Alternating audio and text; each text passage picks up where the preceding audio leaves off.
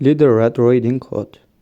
Once upon a time there was a sweet little girl.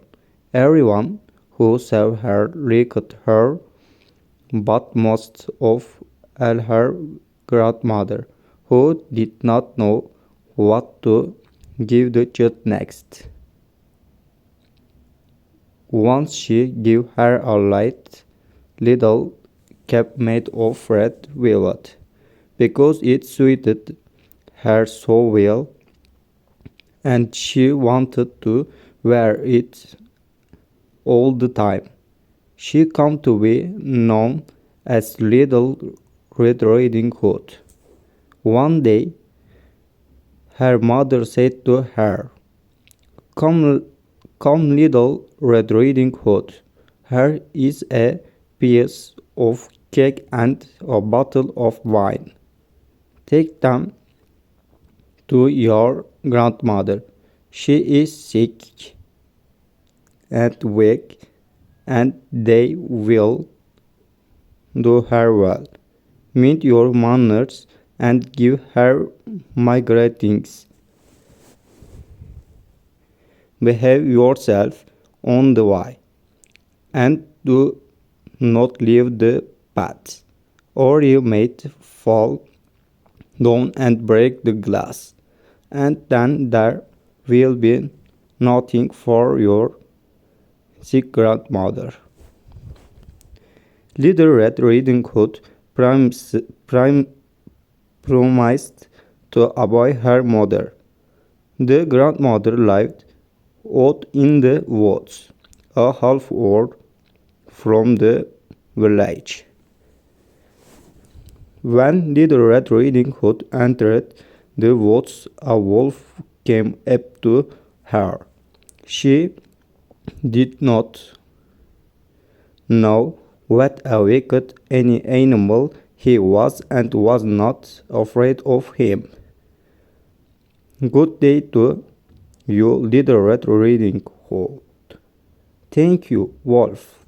Where are you going so early, Little Red Riding Hood? To grandmother's. And what are you carrying under your apron? Grandmother is sick and weak, and I am taking her some cake and wine. We baked yesterday, and they should give her strength. Little Red Riding Hood, where does your grandmother live? Her house is a good quarter or from her in the woods, under the large oak trees. Trees head of hazel bushes there. You must know the place, said Little Red Riding Hood. The wolf thought to himself, now there is a tasty bit for me. Just how are you going to get her? Then he said, Listen, Little Red Riding Hood, haven't you seen the beautiful flowers that are blossoming in the woods? Why don't you go and take a look? And I don't believe you can hear how beautifully the birds are singing. You are walking along as though you were on your way to school in the village. It's very beautiful in the woods. And I don't believe you can hear her talk. You were on your way to school in the village. It is very beautiful in the woods. Little Red Riding Hood opened her eyes and saw the sunlight breaking through the trees, and how the ground was covered with beautiful flowers. She thought, if It take a bucket to grandmother. She will be very pleased. And why it is still early and I'll be home on time. And she ran off into the woods looking for flowers. Each time she picked one, she thought that she could see an even more beautiful one a little way off. And she ran after it, going further and further into the woods. But the wolf ran straight to the grandmother's house and knocked on the door. Was there? Little Red Riding Hood, I am bringing you some cake and wine. Open the door for me. Just press the latch, called out the grandmother. I am too weak to get up. The wolf pressed the latch and the door opened. He stepped inside, went straight to the grandmother's bed and ate her up.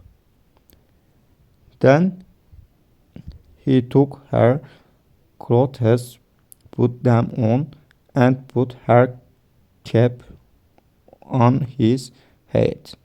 He got in, into her bed and pulled the curtain shut. Little Red Riding Hood had run after flowers and did not continue on her way to grandmother's until she had got heard all that she could carry. When she arrived, she found to her surprise that the door was open. She walked into the parlor and everything looked so strange that she thought, "Ah, my God, why am I so afraid? Usually like it at grandmother's."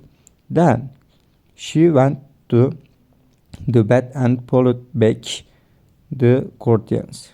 Grandmother was lying there with her cap pulled down over her face and looking very strange. "Oh, grandmother, what big ears you have! All the better to hear you with." "Oh, grandmother, what big eyes you have! All the better to see you with." "Oh, grandmother, what big hands you have! All the better to grab you with." "Oh, grandmother, what a horribly big mouth you have! All the better to eat you with." And with that, he jumped out of bed, jumped on top of poor Little Red Riding Hood, and ate her up. As soon as the wolf had finished this tasty bit, he climbed back into bed, fell asleep, and began to snore very loudly. A huntsman was just passing by. He thought it strange that the old woman was snoring so loudly, so he decided to take a look.